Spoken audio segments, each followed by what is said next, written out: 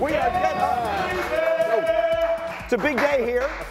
We are presented by ESPN Bet, and as of literally this minute, ESPN Bet is now available in the state of New York, from Brooklyn to Buffalo, all across. So boost me, baby. If you know, you know. Let's do this. Do we have Swagu up with us this morning? You see the regular squad. You know who we are. Marcus is ready to analyze his beloved Cowboys as they were at MetLife Stadium last night in the game of the night. Daniel Jones and the Giants, what could they get done? First quarter, Giants 3rd and 4. Bart, how does Malik Neighbors get this wide open? He's special. Keep your eyes on your luggage, falling for the double move. Looking back in the backfield, Malik Neighbors had himself a hell of a night. Just look at this move on Andrew Booth Jr. The Giants would kick a field goal, which would be a theme.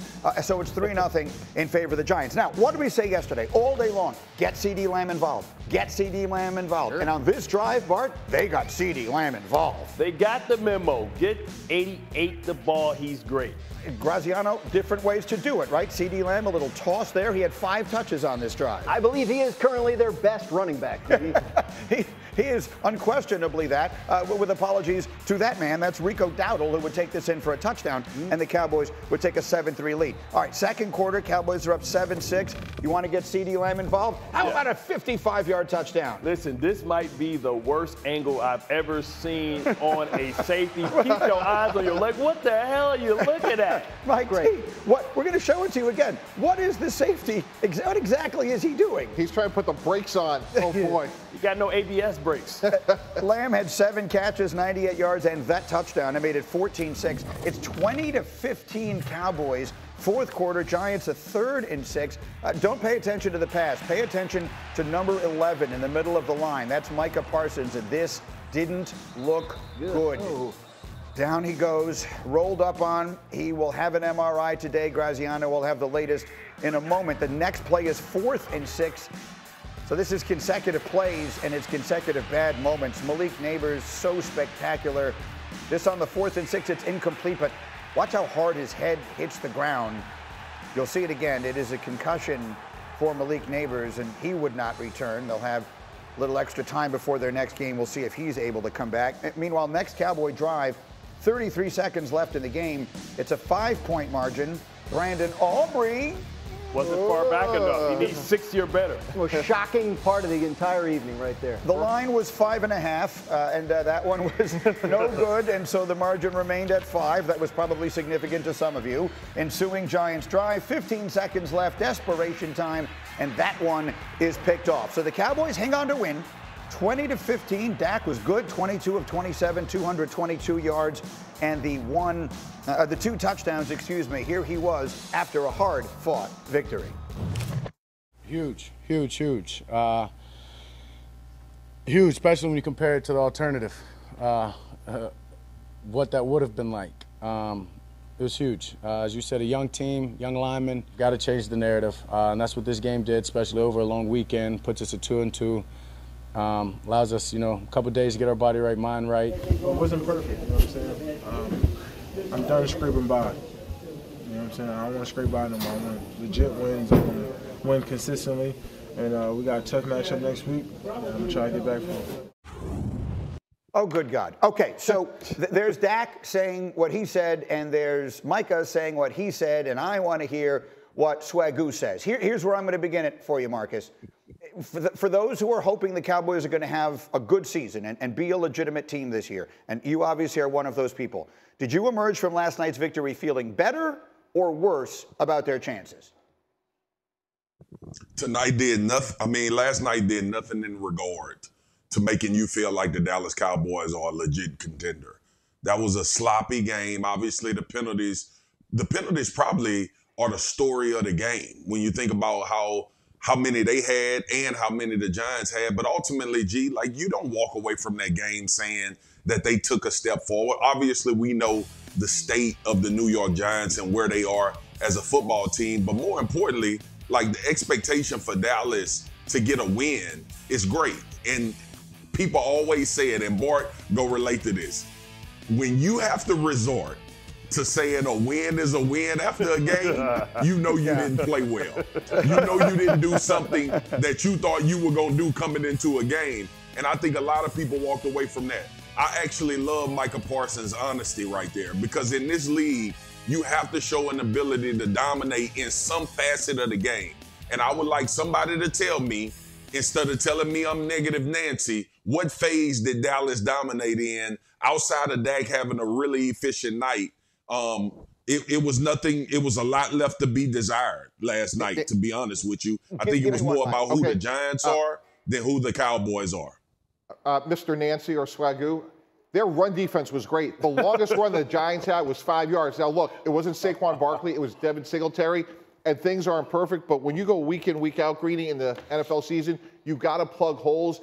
And to their credit, they stopped the run, and they did it consistently. And the last 2 weeks against the Saints, against the Ravens, they were getting gashed. So, again, I get the level of competition, but give them credit. A win is a win in the NFL on the road against a division opponent. That was markedly better in terms of run defense. There you go, Bart. That is a participation there you go. trophy that's going to be hard to get by. They're going to be underdogs in their next 5 games, at least according to our analytics. Swagu mentioned the penalties, 11 penalties last night for the Cowboys for 89 yards. Who's right here? Mike's trying to shine a little bright light on all of this? Yeah. The players not so happy? Your take. I just wonder what Mike is talking about. When was the last time they scraped by? I mean, they got smoked the last 2 weeks. They beat up on the Browns in week 1. They got smoked in the playoff game. Like, how can you be tired of something they don't do? That's what I didn't understand about that. Look, to me, all you want to do is get in, get out without any harm done. And unfortunately, toward the end of the game, we saw that there were some injuries that they're going to have to work through. But yeah, if you're Dallas, you check that one off. You get healthy, you get your extra days off, and you get ready for your next game, because it was not the dominant performance that I expected them to have against the Giants. The penalties, it was a mess the whole way around. They barely ever had the ball. The Giants dominated time possession. You could tell they wanted to grind it out, keep the Dallas offense off the field. It might have worked if they'd been able to put it in the end zone even once, but they weren't, and Dallas just comes away with an exhale, and a victory they needed to get. The flags were definitely the theme. At one point, a tip of the cap to the great Al Michaels.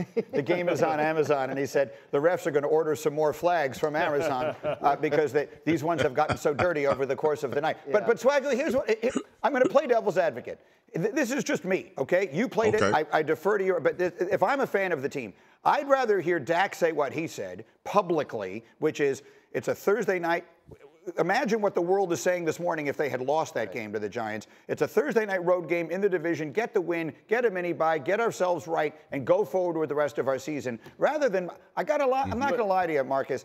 I'm getting a little tired of Micah Parsons has something to say after every single game. I think if I were one of his teammates, there'd be a part of me that would want to say, you know what? You might want to give that a rest for a week. We won the game, for crying out loud. Can we have one moment to feel okay about ourselves? That's how I think I would feel. How about you, Swagu? Yeah, G.